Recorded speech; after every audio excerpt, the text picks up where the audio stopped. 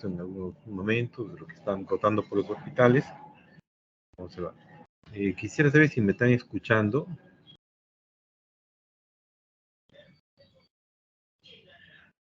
Sí, doctor, sí se le escucha. Su Bien. pantalla se observa en el Teams.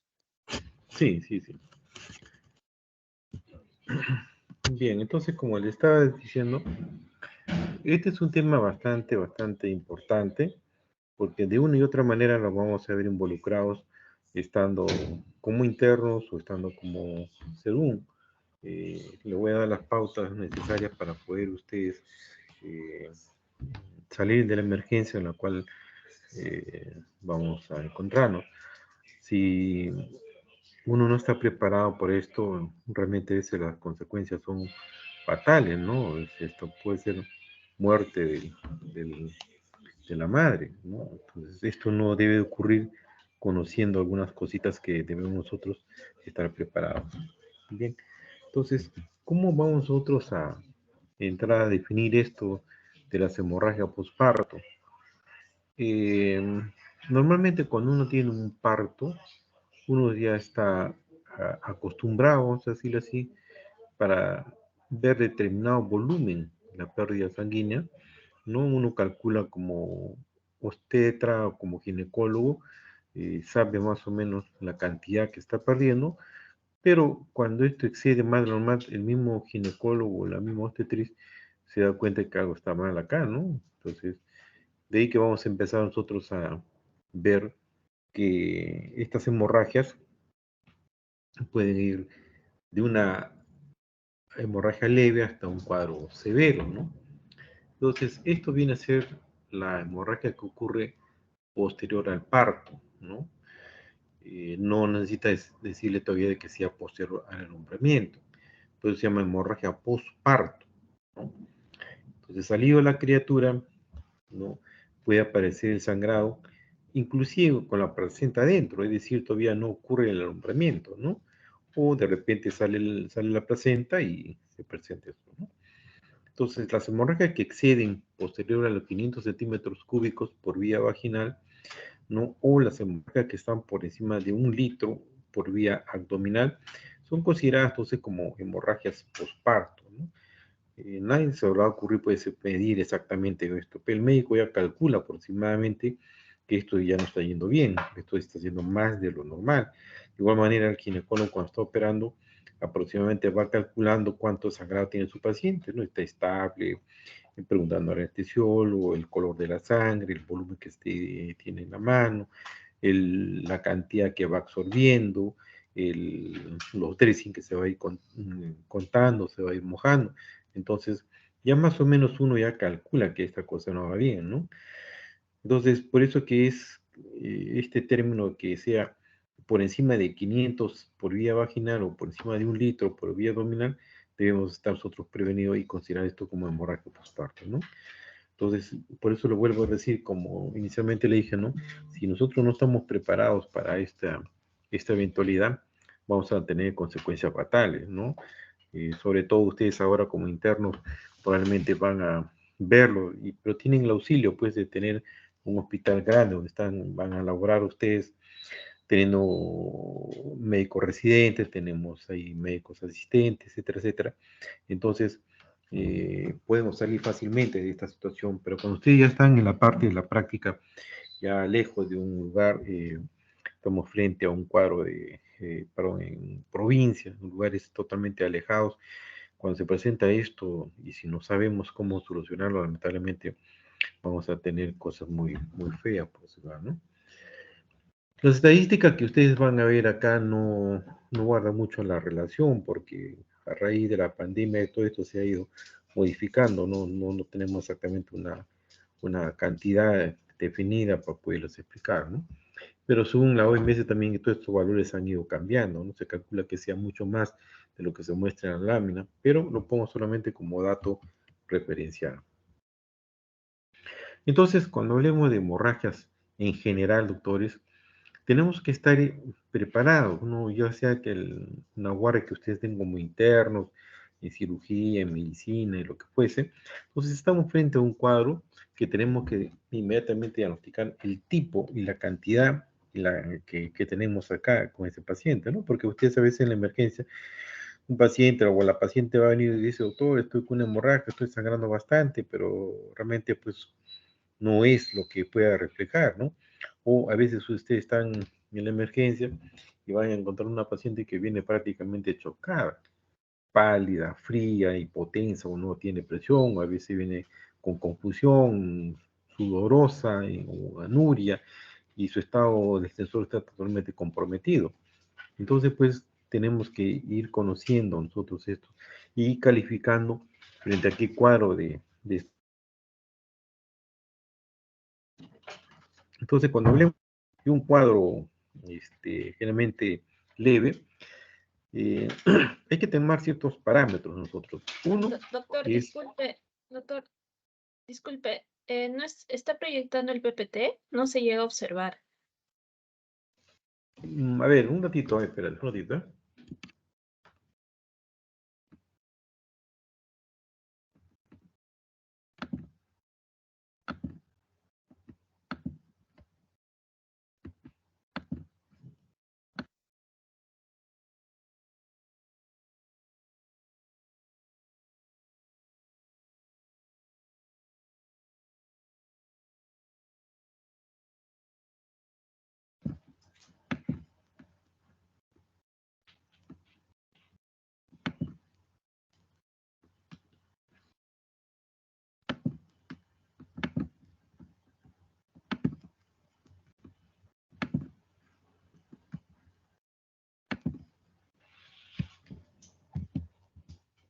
¿Logran ver la pantalla?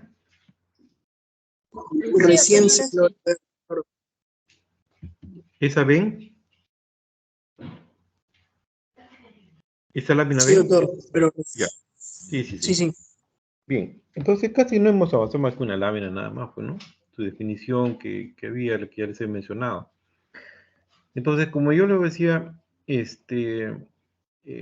que estar preparados para nosotros identificar qué tipo, o ¿cómo se llama?, de hemorragia tenemos, ¿no?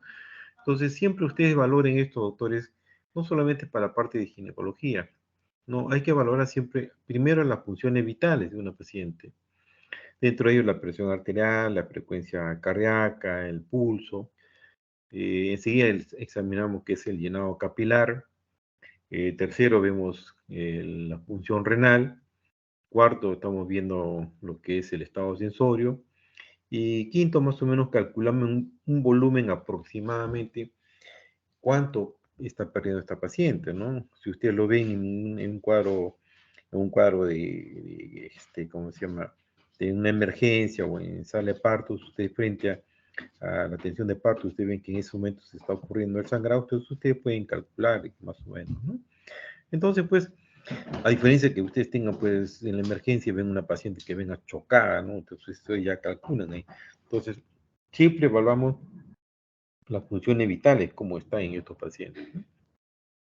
Entonces, cuando se tiene una pérdida sanguínea, que es una hemorragia leve, estamos frente a un cuadro que, como les dije inicialmente, es el sangrado que ocurre posterior a 500 centímetros cúbicos hasta 1000 centímetros cúbicos, es decir, más o menos un 10 al 15% del volumen total, ¿no?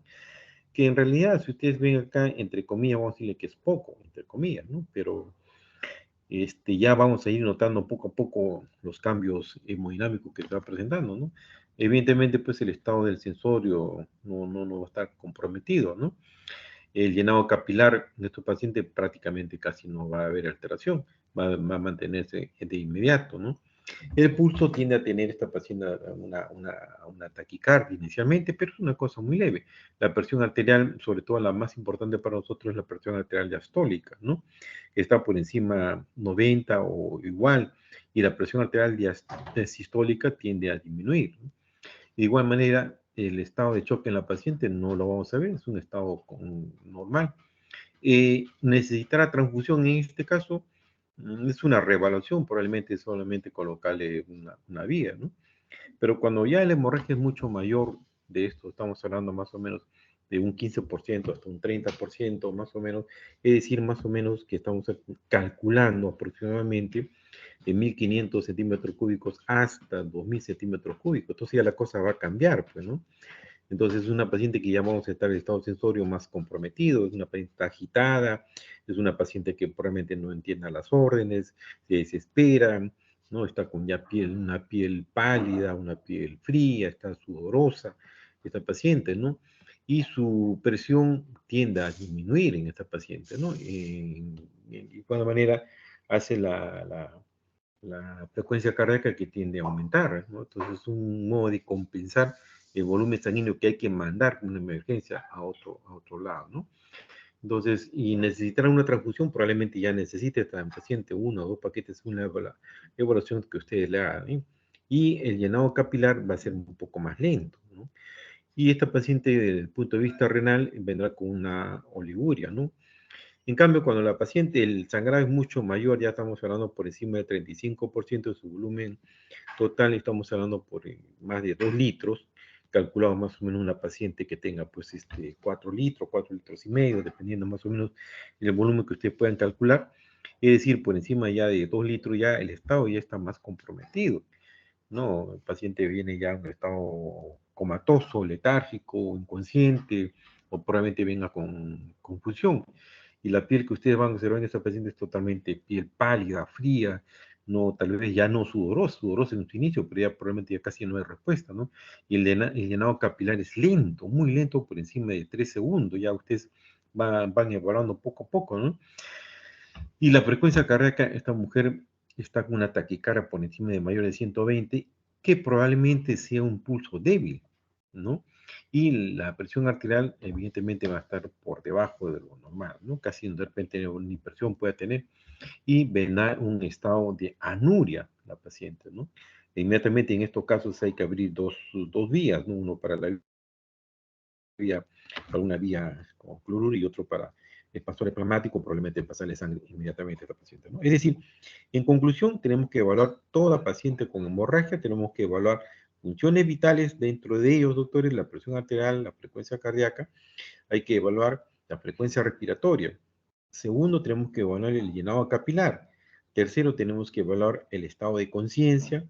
Cuarto, tenemos que evaluar lo que es la función renal, que le va a traducir a ustedes, y el estado clínico, ¿no? Cómo está su piel de esa paciente, ¿no? Ustedes a la estoscopía le ven inmediatamente. Y por último, evaluar lo que es el volumen aproximado de la pérdida sanguínea, ¿no? Un volumen inicialmente, un cuadro leve, está por encima que no pasa sobre todo 1.000 centímetros cúbicos, ¿no?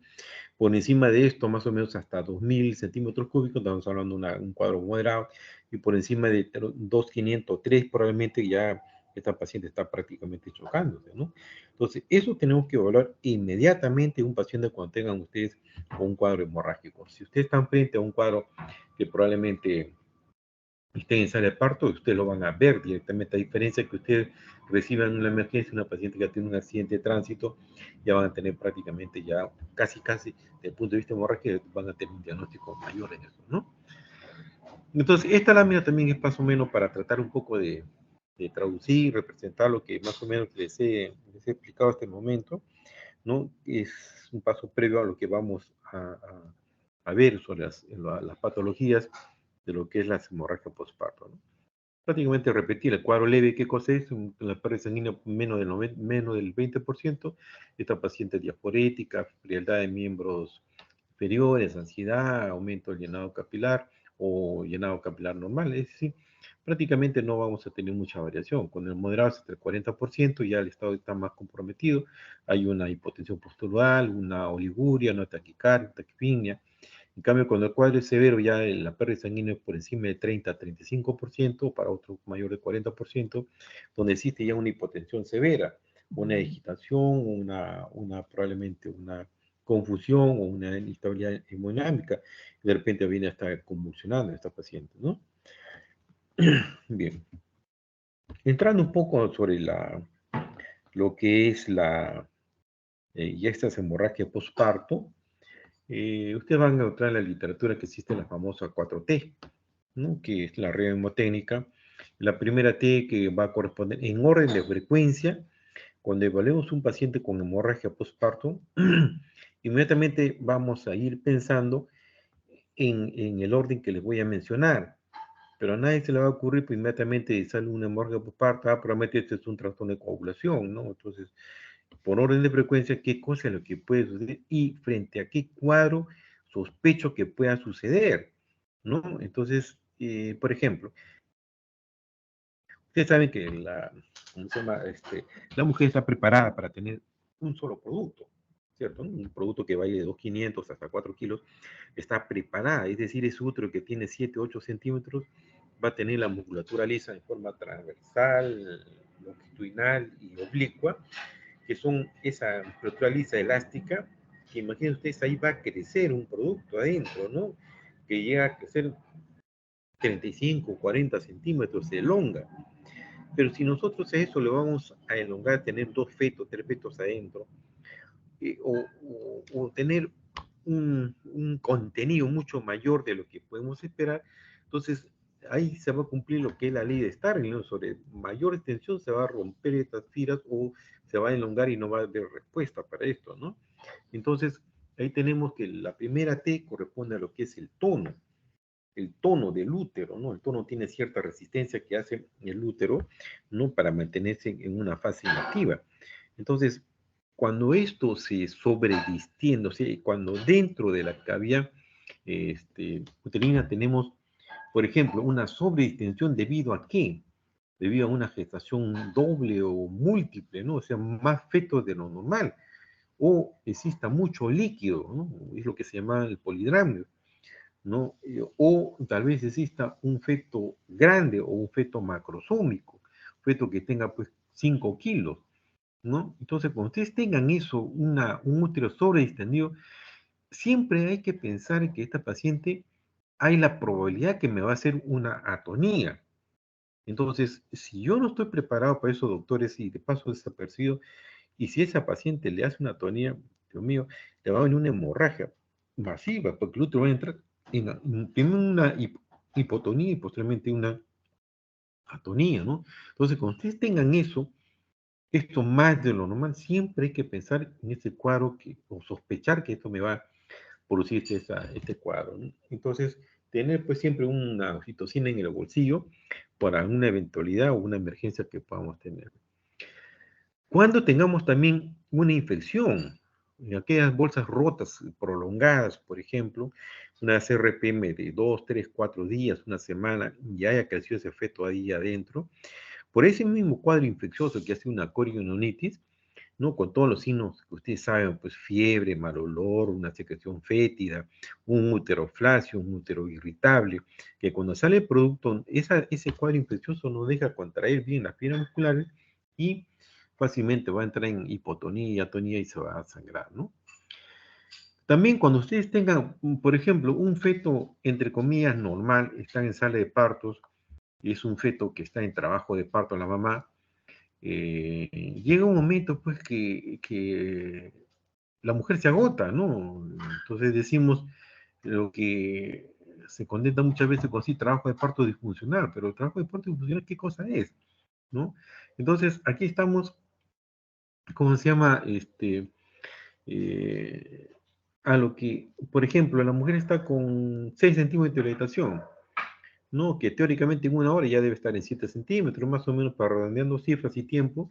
En otra hora más ya va avanzando en 8, etcétera, etcétera, ¿no? Pero ¿qué pasa si ustedes examinan a las 4 de la mañana, está con 6 centímetros, y la paciente le examinan después a las 8 de la mañana y sigue estando en 6 centímetros, ¿no?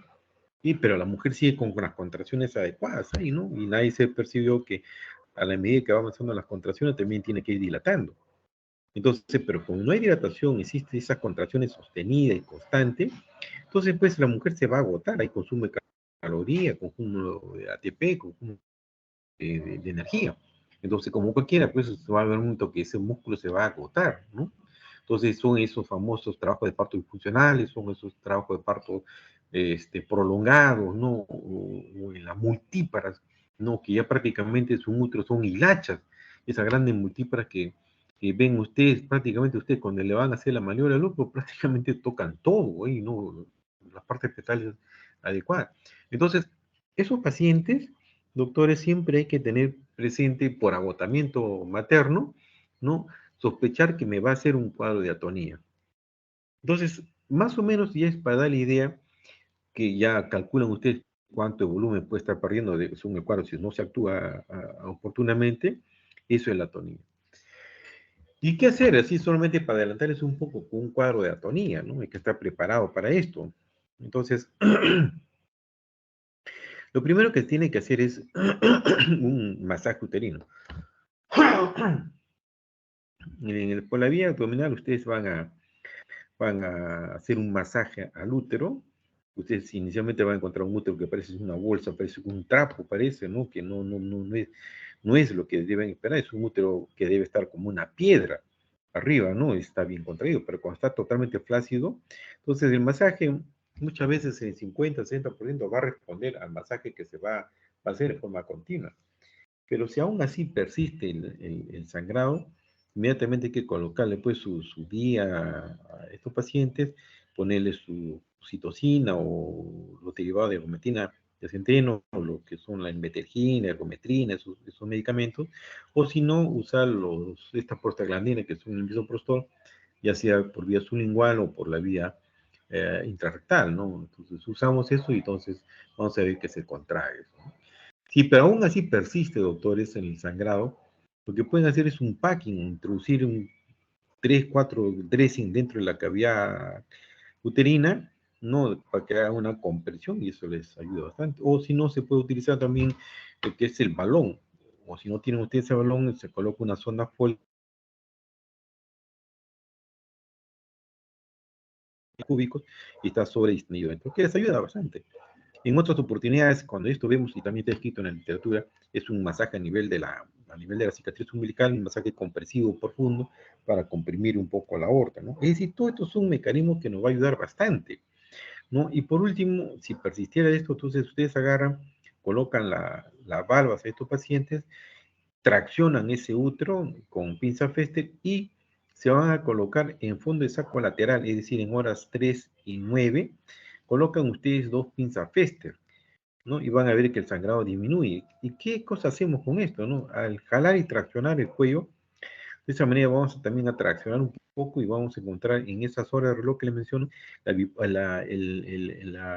¿cómo se llama? La arteria uterina, ¿no? Que va a bifurcar por ese espacio a nivel del istmo y se va a ir por la cara lateral del útero. Entonces, ustedes con esta pinza van a comprimir esa arteria y la paciente va a disminuir el sangrado, ¿no? Son cosas que tenemos que estar presentes acá y saberlo inmediatamente y ya pues transferirlo a un lugar donde tenga mayor capacidad o mayor resolución, ¿no? Otro nivel de hospital, ¿no? Pero cuando ya tenemos pues una paciente que ya no está bien contraído ese útero, no, usted toca, está como una piedra, pero sigue sangrado. No es caramba, entonces ya esto ya no es una atonía, entonces es otra cosa, ya pues ya no es la primera probabilidad que pueda tener, que es las hemorragias por atonía, ¿no? Entonces vamos a la segunda T, que ya es conocido entonces como T de tejido. Entonces, acá también, doctores, cuando ustedes atiendan su parto, atiendan el alumbramiento, ya sea en la modalidad que se presente de Duncan, de Chu, lo que fuese, revisen su placenta, ¿no? Revisen si la cara materna está bien, están presentes los cotiledones ahí, que no hay un espacio, o de repente existe un cotiledón aberrante, ¿no? O existe membrana que se hayan quedado, ustedes revierten ese útero y ven ahí la membrana tan completa, ¿no? Pero ustedes ven que no sospechan de algo, entonces esa paciente, mientras no salga esa membrana, entonces vamos a, ¿cómo se llama? A tener el cuadro de sangrado que va a ser en forma masiva si no corresponde. Ahorita estoy en clase, tengo media hora, ¿ya? En media hora. Entonces, sospechar pues que algo se ha quedado dentro, ¿no? Si entonces yo veo, caramba, que esta paciente está incompleta, entonces digo, entonces este es un sangrado por tejido, es un sangrado por retención de tejido, que puede ser parte de la placenta, parte de la membrana que pueda estar adentro, ¿no? Entonces, eso tenemos que estar, ¿cómo se llama?, preparados. Pero lo que es peor todavía es que en la segunda causa de hemorragias que corresponde a tejido, es el acretismo, ¿no? Entonces, si ustedes ven que el tiempo prudencial no sale su placenta, lo primero que tienen que hacer es, pues, coloquen todos los medicamentos que les he mencionado, hagan su masaje de todas maneras, e introduzcan su mano dentro de la cavidad uterina y van a desprender el útero, sin arrancarlo. Si ustedes ven que gradualmente se va desprendiendo, ¿no? Dentro, ponen el dedo dentro de ustedes la pared y la placenta y se va a ir desprendiendo y traccionando con la otra mano, ¿no? Entonces, una vez que salga la placenta, inmediatamente se hace una limpieza con cobionaje, pero si ustedes al hacer esta maniobra y ven que no sale la placenta, es decir, la placenta prácticamente forma cuerpo con el miometrio, ¿no? Entonces sospechan de que existe un acretismo acá. Y a nadie se le va a ocurrir pues sacar una placenta que sea acreta o increta o percreta, lo que fuese, sacarlo porque le va a venir la hemorragia, va a ser peor todavía, ¿no? Sacar trozos de esa manera, entonces la hemorragia masiva ya prácticamente a veces es incontrolable, ¿no? Por eso que el diagnóstico de la placenta previa tiene que ser precoz en su caso, ¿no? Entonces, a eso lo correspondería, entonces son lo que son reflexiones del tejido. Pero ¿en quién hay que sospechar, doctores? ¿No? Entonces, ya calma, yo esta es una paciente que me ha dicho el doctor Reyes, en toda esta gestante voy a sospechar que va a ser acretismo. No, hay que sospechar siempre en placentas previas, hay que sospechar en aquellas pacientes que han tenido cirugías previas en el útero, por ejemplo, unas cesáreas. A veces las cesáreas innecesarias son más peligrosas que una cesárea real. ¿Por qué les digo eso? Porque a veces el residente tiene la costumbre de a veces sorprender cuando el médico no está preparado, ¿no? Entonces, y cuando uno no los controla o no opera con ellos, entonces ellos creen que por cerrar el espacio que se hace la histerotomía, no es cerrar por cerrar, se cierra plano por plano, afrontando borde con borde, ¿no? De esta manera evitamos el acretismo. Entonces, pues, si yo tengo una paciente con antecedente de haber tenido cesárea, una paciente que tenga placenta previa, o una paciente que haya tenido antecedente de hacer miomectomía, es decir, esta mujer se operó años anteriores y le han sacado 3, 4, 5 miomas, y entonces en ese útero ha quedado una cicatriz, ¿no? Y la placenta se puede adherir fijamente a esos lugares, entonces sospechando en eso. Por eso le digo, sospechar en quién, así como que yo les decía en la parte primera donde hablábamos de tono, sospechar en mujeres con sobredistensión uterina, en mujeres que tengan infección, en mujeres que tengan agotamiento materno, sospechar que esta me va a hacer una tonía. De igual manera acá, en este grupo tenemos pacientes que debemos sospechar, doctores, que me puede hacer un problema de retención placentaria, ¿no? Entonces, como les vuelvo a repetir, en la placenta previa, sin acretismo placentario, en antecedente de haber sido miomectomizada, o aquella paciente que inclusive haya tenido un aborto y le hayan perforado el útero, y el médico ha entrado después a repararse una rafía del útero. Entonces, en esos pacientes siempre hay que tener ese pensamiento que algo me puede pasar acá, ¿no? Dentro del, siguiendo estas denominaciones, la tercera T va a corresponder a lo que es el trauma, ¿no? El trauma, es decir, la lesión que puede ocurrir dentro de la cavidad uterina, dentro en el cuello del útero, y por qué no también decirlo en la vagina, es decir, ya estamos frente a un cuadro traumático. Vuelvo a repetir, entonces, la primera causa en orden de frecuencia tenemos la atonía, con la cual ustedes van a sospechar frente a qué cuadro me puede ser una atonía. Caramba, yo veo que su útero está contraído, que sigue sangrando, entonces ya tengo que sospechar en mi segunda causa de hemorragia, ¿no? Y me voy a ver los tejidos, como está la placenta, etcétera, etcétera, ¿no? Pero aún así, doctora, yo veo que ahí está bien contraído, he sacado mi placenta bien, está completa, pero caramba, esta mujer sigue sangrando ahí, ¿no? Entonces, ¿qué está pasando? Entonces ya voy a pensar en mi tercera causa de hemorragia, que es los cuadros traumáticos ahí, ¿no? Entonces, en estos cuadros traumáticos, tenemos que pensar primero en lo que existen los desgarros del canal de parto. Estos desgarros del canal de parto muchas veces es iatrogénico. No sé si ustedes han tenido oportunidad de ver el uso que hacen algunos colegas que colocan el force. El force son dos paletas metálicas que se colocan en la región temporoparietal de la cabeza de la criatura.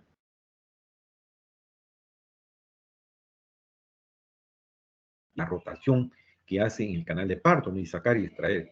Pero si uno no está preparado, esa paleta puede colocarse entre la región parietal y agarrar el labio anterior del cervix, o el labio posterior, si también fuese. Entonces, al jalar y traccionar van a romper eso, doctores, ¿no? Va a romper ese cuello y la hemorragia se va a venir posterior al parto inmediatamente, ¿no? Esos son... O también a veces hay otro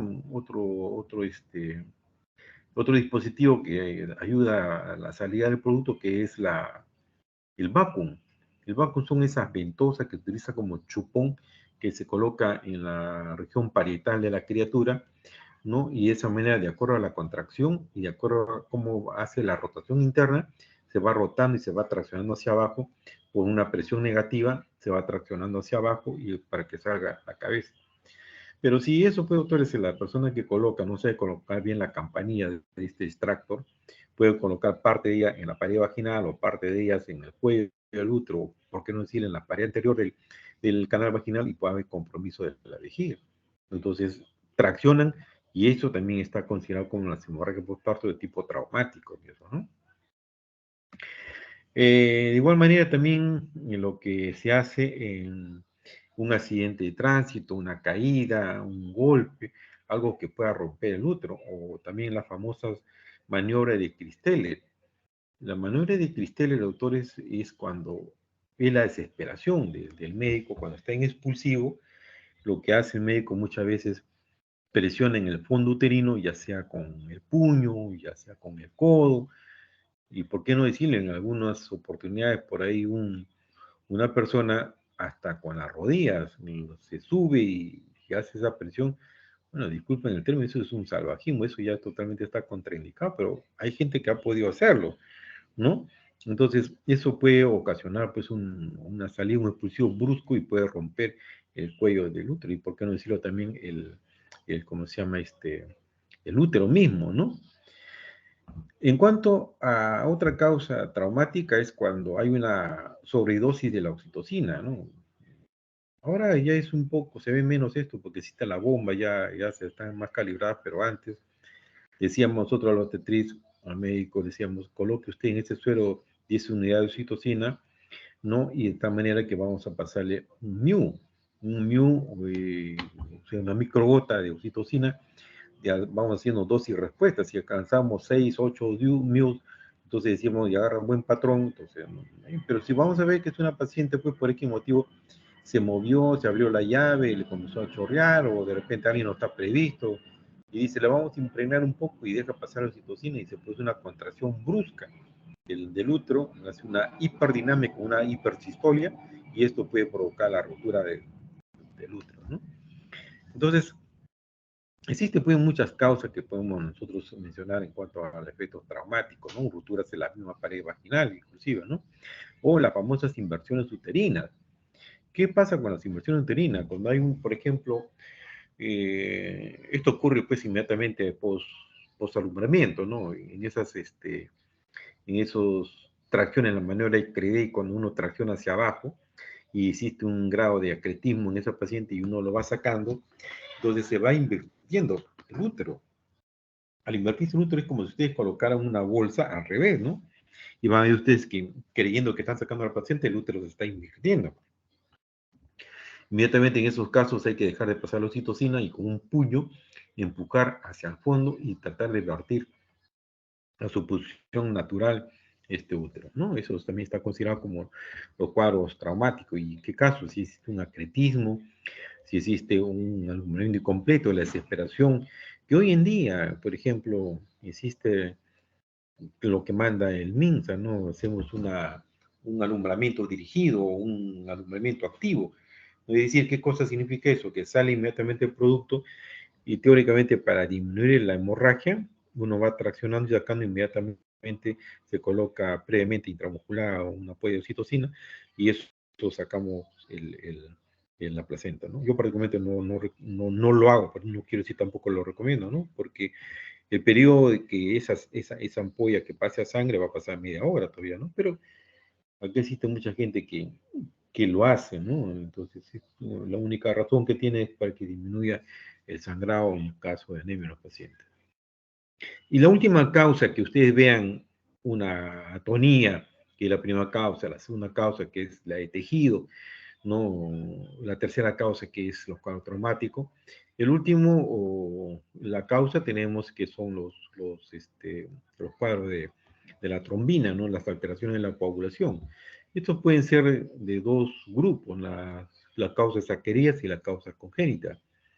¿En quiénes son las causas adquiridas? Donde hay consumo de fibrinógeno, hay trastorno de la coagulación, por ejemplo, un cuadro de una preeclampsia, un cuadro de una eclampsia con el consumo de fibrinógeno, los cuadros CID, ¿no? Los cuadros de gel, la sepsis, ¿no? Eso producen alteraciones de la coagulación, como también las embolias de líquido amniótico, ¿no? Esto no va a traer trastorno de coagulación. Es decir, pues ya no existe toda esa famosa test que le mencionaba, ¿no?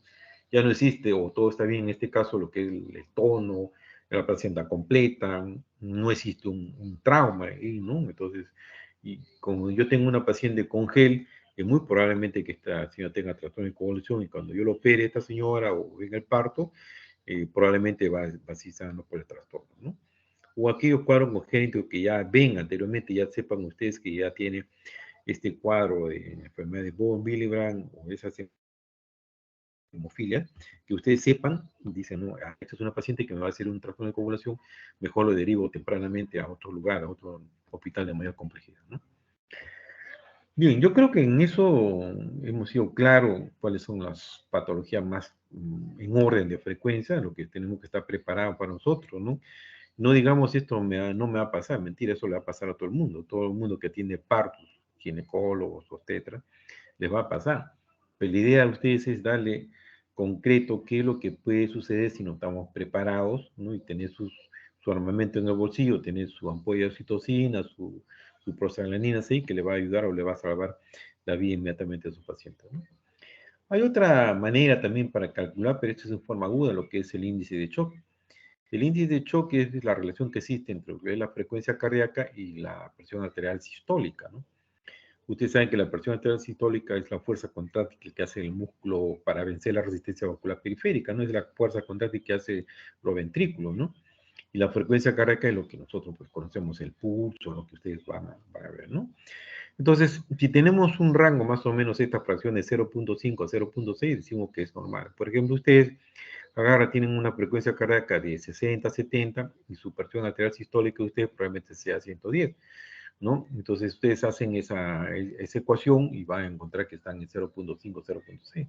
Pero si yo tengo una paciente que según el volumen sanguíneo que voy perdiendo, una cosa es un cuadro leve, un cuadro moderado, un cuadro severo. Entonces, si la frecuencia cardíaca en esta paciente que está con hemorragia, yo voy a ver si es un estado inicial, esta paciente tiene, por ejemplo, de frecuencia cardíaca 100, 110, y la presión arterial sistólica tiende a disminuir, como le dije inicialmente en esas tablas. Entonces yo voy a decir que, por ejemplo, esta señora tiene de presión arterial que tenga 90 la sistólica, o 80 la sistólica, ¿no? Y ve entonces que esta fracción tiende a aumentar, ¿no?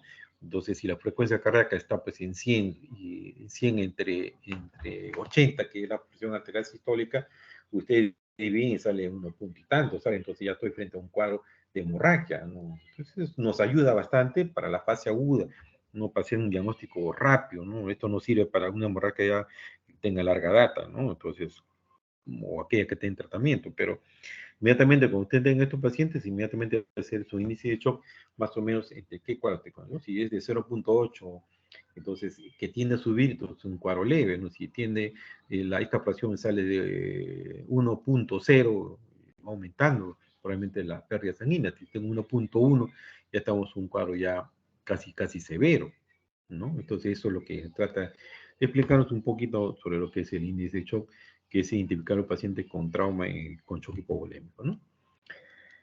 Bien, entonces, para esto, nosotros también tenemos que sospechar qué pacientes nos pueden hacer ese cuadro de hemorragias, ¿no? No solamente es decir, ya, este es un feto grande, me va a hacer. Entonces, no, siempre hay que sospechar, siempre, primeramente, el parto es fisiológico, es algo natural, la mujer está preparada fisiológicamente, bioquímicamente está preparada para tener una criatura, ¿no? Pero en la medida que esto se ha ido acrecentando y modificando, entonces vamos encontrando más alto riesgo en los pacientes. Entonces, la idea es disminuir la mortalidad materna, como también me suponía pues que en las épocas antiguas que la mortalidad era elevada solo en estas pacientes, ¿no? Entonces, existen ahora los factores de riesgo que yo tengo que estar preparado o pensar, ¿no? Aquí los trabajos de parto prolongados, aquí hay mujeres que tengan infecciones, aquí hay que tengan RPM, los trabajos de partos, el expulsivo prolongado, ¿no? Una sobredistensión uterina por las causas que ya les he mencionado, los cuadros de infección, las mujeres que tengan cirugías previas, ¿no? Ya sea miomectomías, cesáreas, laparotomías que puedan tener que esté comprometido el útero, ¿no? Las mujeres que tengan miomatosis uterina, ¿no? Que no tengan una buena fuerza contractiva, porque ustedes saben que la contracción del útero tiene que hacer la triple gradiente de contracción, ¿no? La triple gradiente descendente, la cual se hace, ¿qué cosa? La contracción sostenida, que generalmente ocurre o empieza en el fondo uterino, en el lado derecho, en su cuerno. De ahí existe toda una sumatoria de vectores que van a irse hacia el canal vaginal para ver un vector resultante. Pues si en el camino va a encontrar pues un mioma, distorsiona toda esta velocidad de los vectores, ¿no? Entonces hay una irregularidad en las contracciones, ¿no? Las mujeres con anemia, las mujeres desnutridas, las mujeres que tengan antecedentes de drogadicción, las mujeres que son desnutridas, que tengan unas hilachas prácticamente estas fibras musculares, ¿no? Y el uso de estos instrumentales mal usados, ¿no? Y las episiotomías grandes, ¿no? A veces no hacen uno, sino hacen 12 episiotomías, ¿no? Eso puede conllevar una hemorragia oculta inclusive, ¿no? Y disecarse hasta el retroperitoneo. El uso del sulfato de magnesio, ¿no? El uso del sulfato de magnesio también, que es un anticonvulsivante, secundariamente produce una relajación de la musculatura lisa, ¿no? Entonces ahí está repitiendo cuáles son las causas de las famosas 4T, ¿no? No, esto es lo que ya más o menos hemos mencionado, ¿no? Cuáles son las hemorragias que vamos a ver, ¿no? La atonía, como lo voy a repetir, son esas hemorragias que se presentan posparto, ¿no? En la ausencia de la contracción del útero, posparto inmediato, no necesariamente posalumbramiento, ¿no? También ocurre también posalumbramiento. La que presenta sobredistensión, ya que le mencioné, los cuadros infecciosos, los cuadros de preeclampsia, ¿no? El uso prolongado e irregular de la oxitocina o por encima de la dosis adecuada, que eso trae efecto negativo también, la miomatosis, etcétera, ¿no? Todos estos son factores que ustedes van a tener que aprender, ¿no? Y cómo manejar cuando les dije inicialmente, inmediatamente su uso de esos uterotónicos, ¿no? La ecometina, la oxitocina y todo lo que les he mencionado, ¿no? El uso también de abrir doble vía, ¿no? Una tracción adecuada del cordón umbilical, haciendo un masaje en el fondo del útero, el vaciamiento de la vejiga, el uso del misoprostol, como le dije, sublingual, intrarectal, los packing, ¿no? Eso es lo que ya les hemos mencionado. Si están frente a una cirugía, ocurre esto, hacer lo que es la maniobra de Belinche, ¿no? Que es un empaquetamiento, es hacer un útero como un tamalito, ¿no? Amarrar fuerte de esa manera, ¿no? O si tienen más experiencia, abrir la arteria uterina, ligar, o si no, se van a ligar la arteria hipogástrica. Eso va a depender ya la experiencia del ginecólogo que pueda tener y que todo ginecólogo debe saber ante una eventualidad que pueda suceder, ¿no? De igual manera, la retención de tejido, como se le ha mencionado, la presencia de cotiledones aberrantes que quedan, los alumbramientos incompletos, el acletismo, la placenta previa, siempre hay que sospechar en esos tipos de pacientes, ¿no? Entonces, ese acletismo que ya le mencioné, ocurre por una inicialmente o secundariamente ocurre por una mala histerorrafia, ¿no? A veces montan una pared sobre el otro, ¿no? Eso que hay irregularidad. Pero en realidad viene a ser este acretismo, una inserción anormal de todo parte de la placenta, ¿no? Y que hay una ausencia total o parcial del adhesivo basal. Y esto con la normalidad de la caduca verdadera hacen de que la placenta se penetre en esas vellosidades coriales en la pared y llegan hasta el miometro o tal vez lo puedan perforar en esos pacientes, ¿no? Y esos son las pacientes que debemos sospechar, que están tesañosas, cesáreas anteriores, placenta previa, y lo que es peor, cesárea con placenta previa, esos son más catastróficos todavía, ¿no? Entonces, pues, la retención placentaria cuando no se ha expulsado la placenta y tenemos que tener mucho cuidado, pasado media hora o hasta una hora podemos esperar y hacer una extracción manual de la placenta previo uso de la oxitocina, o si no sale esto, doctores, hay que sospechar que estamos frente a un acretismo y hay que tener bastante cuidado, ¿no?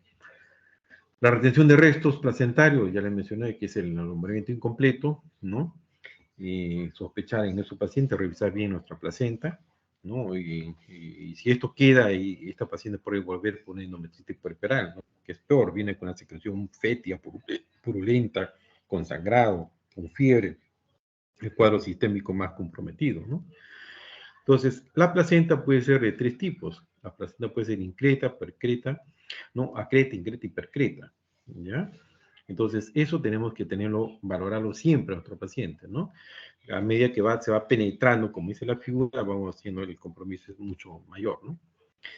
Y posterior a todo esto, sangrados, ya los cuadros menores, vamos a hacer los desgarros que viven en canal vaginal, la episiotomía grande, las laceraciones, los sangrados ocultos, ¿no? Los partos instrumentados, etcétera, etcétera, ¿no? Que ya les he mencionado bastante de esto, ¿no? Y las que son de no causa uterina tenemos la episiotomía, las laceraciones, la ruptura de cuello, ¿no? Las alteraciones de otro tipo de coagulación, que puede ser, ¿no? La púrpura trombocito idiopática, ¿no? Los pacientes que han sido sometidos a tratamiento con anticoagulantes, ¿no? Problemas cardíacos, renales, etcétera, etcétera, ¿no? Y más alejado ya que también hay que tener presente el cuadro de LES, la diabetes, la hipertensión, la malnutrición, el tabaquismo y los legrados uterinos a repetición. ¿Cómo hacemos el diagnóstico? Para mí siempre lo primero es el estado clínico, la paciente con todo lo que les he mencionado a ustedes, ¿no? Lo que es el volumen que se pierde, el estado clínico, cómo está nuestra paciente ahí, lo que ya les he mencionado, y los exámenes de rutina que pedimos para ver cuánto de volumen o cuánto de hemoglobina, hematocrit tiene esta paciente, ¿no? Pedirle su perfil de coagulación, su grupo sanguíneo, la ecografía que nos ayuda bastante, bastante, ¿no? Y secundariamente podemos pedir la radiografía, la resonancia, que nos ayuda también esto, ¿no? El tratamiento básicamente es la reposición de volumen. Abrir doble vía en esta paciente, ver una función urinaria, una vía probablemente para cristaloide o para espasores plasmáticos o poner paquetes globulares, de acuerdo a cuál es el diagnóstico que ustedes puedan tenerlo inmediatamente con estos pacientes, qué grado de hemorragia puede tener esto, ¿no? Y el objetivo de todo esto es mantener una hemoglobina por encima de 7, mantener una plaqueta por encima de 50.000, que sería lo más adecuado, y fibrinógeno que esté por encima de 100, ¿no? Y así, ¿no? Todos los valores que debemos tener en el rango mínimo para poder estar tranquilos con esta paciente, ¿no? Que esté mejorando la diuresis, las funciones vitales, que esté más estable. En cuanto al tratamiento etiológico, siempre hay que ver una de las causas, cuál es el que está provocando. Si yo tengo un acretismo, por ejemplo, esta paciente debe ir a una histerectomía, ya ni pensar en sacar la placenta. Estoy operando, ni siquiera saco el bebé nada más, ni toco la placenta, inmediatamente comienzo a realizar la histerectomía en esa paciente porque me voy a comprometer más si a alguien se le ocurre ir sacando, permítanme el término, entre pedazos esa placenta, y hasta que se desea. Y otro consejo de acá que les doy es que cuando se tenga frente a una cesárea, doctores, nunca hagan una miomectomía, por favor, eso está contraindicado. Por ahí no va a faltar alguien que le diga, yo sí puedo, yo sí lo hago, yo sí sé. Eso es cuando no se tiene conocimiento o no les ha pasado algo, doctores. Cuando usted tenga frente a un cuadro, una gestación, una cesárea que encuentre el mioma, mejor ni lo toquen, doctores. Déjenlo ustedes ahí. ¿eh? Bien, bueno, estos ya son medicamentos que ya les he ido mencionando en el camino, ¿no? Es como revertir un útero que está totalmente contraído, ¿no? Y la medida profiláctica en estos pacientes, siempre hay que reconocer los factores de riesgo, como les decía inicialmente, ¿no? Hospitalizar a estos pacientes o derivar a un otro nivel donde usted cree que no lo van a resolver. Un manejo activo de ese alumbramiento, revisar bien todo cómo está la placenta, ¿no?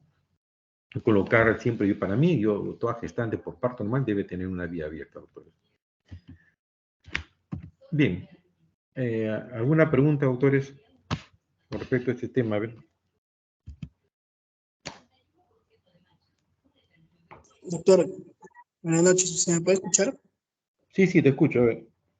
Doctor, yo tengo una pregunta. En la primera parte de la exposición se había mencionado de contar en 500 mililitros y 1000 litros, tanto por vía vaginal como en cesárea. Pero como es el tema de hemorragia postparto, ¿desde cuándo yo comienzo a contar, por ejemplo, la sangre? a darme esa idea. O sea, de la etapa ya, por ejemplo, del alumbramiento, por ahí ya debería estar contando, doctor. O sea, eso quería saber, el tema de los tiempos. ¿Desde cuándo No, comienzo a contar? no, yo no he dicho eso. Yo lo que he dicho es en un parto vaginal podemos esperar un sangrado que, encima, pues, que sea por encima de 500 centímetros cúbicos. Cuando estamos frente a una cesárea, que el sangrado sea por encima de 1000 centímetros cúbicos. Eso es lo que les he dicho a ustedes, ¿no? Entonces, se supone que no es que yo cuente de qué momento, ¿no? Desde que ya usted tiene el sangrado que está ocurriendo, un parto vaginal, por ejemplo, ¿no? Ocurre inmediatamente el parto, ¿no? Esperan un tiempo prudencial, no hay un sangrado mínimo, y va saliendo la placenta. Si sale la placenta, usted va calculando más o menos cuánto es 500 centímetros cúbicos, ¿no? ¿Cómo calcular, por ejemplo? Ver cómo está su balde donde va cayendo este sangrado, ver las gasas, los dressing, la aspiración que podamos estar teniendo. Entonces usted hace un cálculo aproximado, ¿no? Y encima va a ver lo que es el índice de shock o si no lo que hace son el cuadro clínico, cómo es esta mujer, está estable o no está estable, cómo está la presión, etcétera, etcétera. Entonces ya voy clasificando. De igual manera el ginecólogo cuando está operando, el ginecólogo sabe, es muy diferente que el ginecólogo que opera constantemente, ve sangre ahí, a diferencia que un cirujano que, entre comillas, no ve mucha sangre en su cirugía que hace el doctor, ¿no? Entonces el ginecólogo está preparado y sabe, en su mente va cuantificando, dice, no, esto está pasando bien. Inmediatamente va a ver cuánto está aspirando, cuánto se está mojando, cuánto está saliendo ya la resección. La enfermera le va a decir, doctor, tenemos 1500, etcétera, etcétera. Ya usted está cuantificando, ¿no? Eso es lo que les he mencionado. Sí. ¿Hay otra pregunta? Doctor, está bien. Entonces, casi desde de que nosotros estamos atendiendo el trabajo de parto, de ahí ya más o menos lo cuantificamos, nos damos una noción, ¿no, doctor? Claro, eso ya te he dicho, ya, pues no vas a esperar todavía qué cosa, que tengas una hemorragia, pues si recién lo voy a contar. El médico tiene que ser puntual, desde el momento que está sangrando tiene que estar observando. No le estoy diciendo que se desespere, hay que ir observando, ir cuantificando más o menos cuánto volumen está teniendo usted, ya sea por vagina o ya sea por cesárea lo que tenga. A ver, otra pregunta.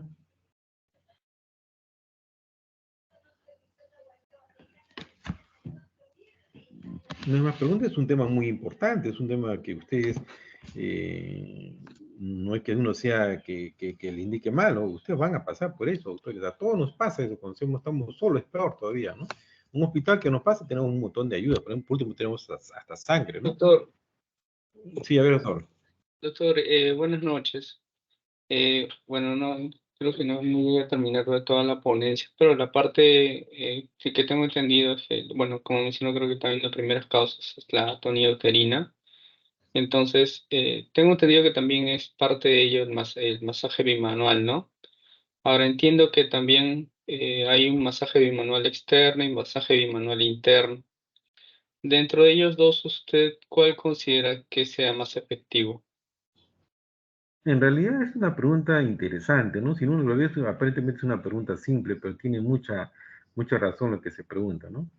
Frente a un cuadro de hemorragia, y como decimos ahí seguramente, en la guerra vale todo, ¿cierto? Cuando usted tenga un cuadro de esa naturaleza, lo primero que va a hacer por iniciativa, usted le va a hacer un masaje externo. Eso lo hacemos por iniciativa a todo el mundo. Pero cuando ve que usted no responde eso, entonces se hace bimanual. Usted agarra, introduce su mano dentro de la cavidad uterina y por arriba le hace ese tipo de masaje, ¿no?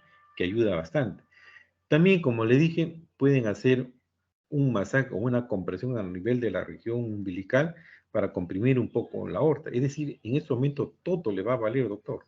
Todo. Por eso yo le daba unas nociones qué hacer frente a estos cuadros de muerte. No responde ante un masaje, pues utilicen el packing. No responde eso, póngale usted su oxitocina, póngale ergometina, póngale misoprostol vía rectal o sublingual. Es decir, en esto le va a valer todo, doctores, ¿no? El masaje, la primera intención, lo que hacemos todos, ¿no? Inmediatamente lo que hacemos, a todo el mundo se lo ocurre, masaje arriba. Hacemos solamente el masaje con una mano en la región suprapúbica o la región del útero, ¿no? Bien. ¿Alguna otra pregunta, autores?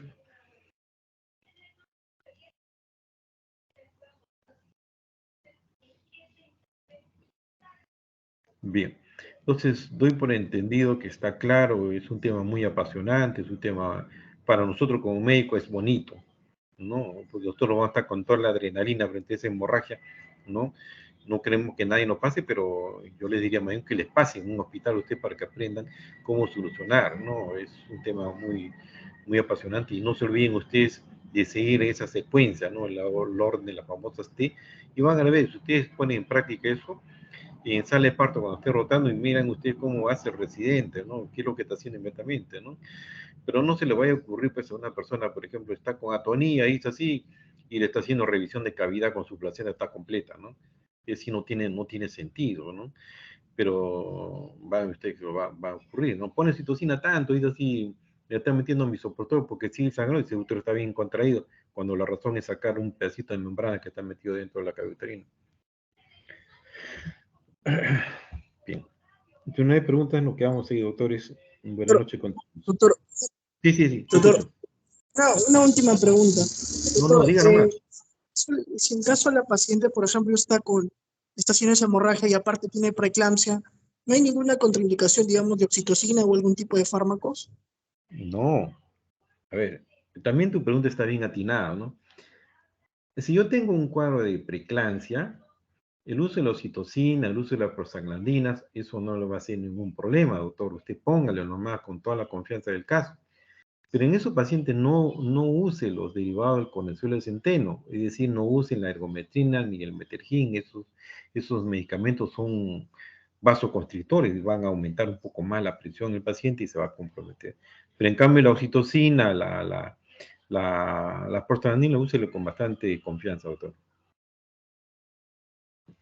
Doctor, Ok, gracias. bueno, usted mencionaba justo el tema del manejo de la oxitocina, pero doctor, me parece que también hay una dosis de toxicidad para el uso de oxitocina, ¿no?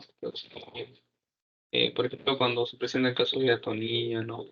Se maneja el primer frasco, el segundo frasco con oxitocina, ¿no? Pero también me parece que hay un límite, ¿no? Que la oxitocina hasta cierto punto deja de tener ese efecto sobre el útero. Ya.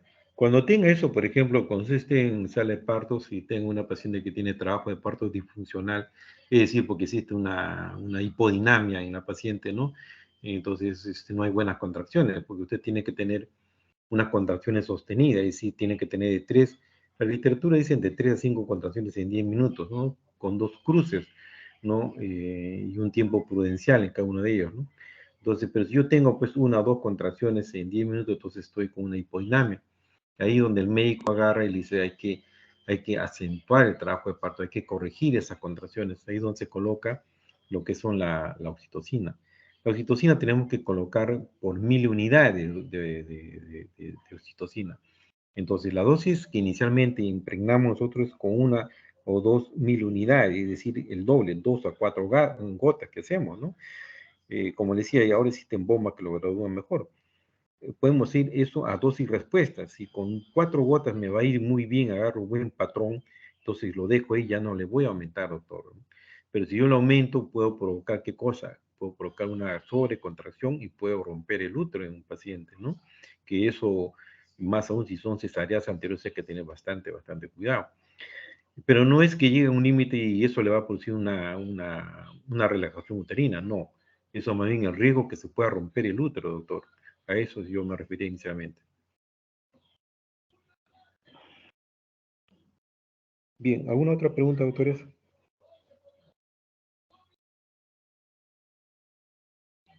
Bien. Doctor, la última pregunta que tengo ya para finalizar. ¿Cuánto tiempo tengo que funcione la farmacología? ¿Cuánto tiempo para que se tenga que detener el sangrado? ¿Pero a qué te refieres? ¿Qué farmacología? Por ¿A ejemplo, qué la te refieres? oxitocina. ¿A cuánto Ya. tiempo tengo que esperar que detenga el sangrado? No tanto como que tiempo. Generalmente cuando tiene usted estos cuadros de hemorragia, no le va a poner pues intramuscular a un paciente, ¿cierto? No, esto es directamente endovenoso y la acción es rápida. Usted lo coloca y usted en 15 a 20 segundos ya está haciendo efecto ese medicamento, ¿no? Es rápido. La prostaglandina sublingual se absorbe inmediatamente con cualquier medicamento, ¿no? Si es intrarrectal, esperamos 5 minutos para que pueda tener ese efecto. por la vascularización que tiene en esa zona, ¿no? Eso es lo que colocamos nosotros, ¿no? Si es endovenoso, pues si es intramuscular demora un poco más, pero a nadie se le va a ocurrir, pues, intramuscular usar en una hemorragia inmediatamente, ¿no? El tiempo que puede de absorción, estamos hablando entre 20 a 30 minutos. Ok, doctor, muchas gracias. Bien, doctores, buenas noches con todos, ¿ya? Ahí nos quedamos.